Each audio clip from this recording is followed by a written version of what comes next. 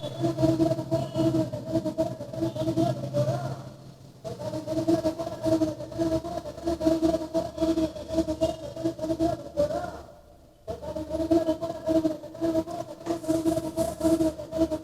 Hello அன்பு நண்பர்களே, அனைவருக்கும் வணக்கம். வேளாண் பட்ஜெட் 2025 கூட்டுறவு சங்கங்களுக்கு பயிர்க்கடன் தள்ளுபடி நிதி ஒதுக்கீடு, இது குறித்து இந்த வீடியோவில் முக்கியமான தகவல்களை பார்க்குறோம்.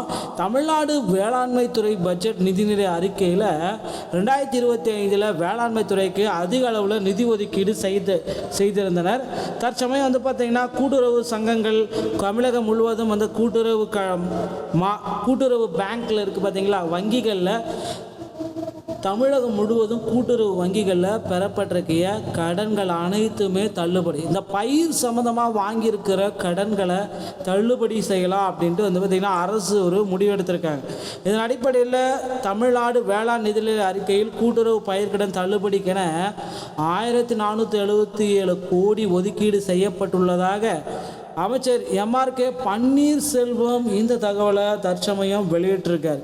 இது குறித்து பார்த்திங்கன்னா செய்தியாளர்கள் சந்திப்பில் அவர் குறிப்பிட்டது என்ன அப்படின்னு பார்த்தீங்கன்னா, தமிழ்நாடு நிதி ஆண்டு 2025 மற்றும் 2026 ஆண்டிற்கான வேளாண் பட்ஜெட்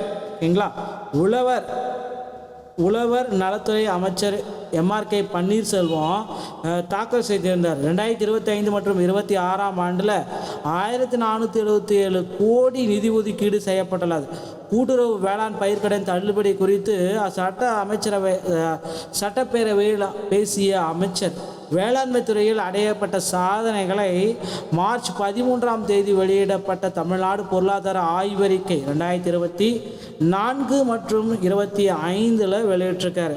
ஸோ அதில் எல்லாத்துக்குமே உறுதிப்படுத்துகிறது. அதன்படி பெரும்பாலும் பருவமழையை நம்பியே தமிழ்நாட்டில் வேளாண்மை நடைபெற்றாலும் வேளாண்மை துறை தமிழ்நாட்டில் மொத்த மாநில மதிப்பு கூட்டலில் 1.5 லட்சம் கோடி பங்களிப்புடன், அதாவது பெரிய துறையாக திகழ்கிறது என தெரிவிக்கிறார். ஸோ இந்த பயிர்க்கடன் 3.58 லட்சம் கோடியாக அதிகரிப்பு. ஸோ இந்த பயிர்க்கடனை பார்த்திங்கன்னா அதிக அளவில் பண்ணலாம் அப்படின்ற யோசனைகள் எல்லாமே வந்திருக்கு.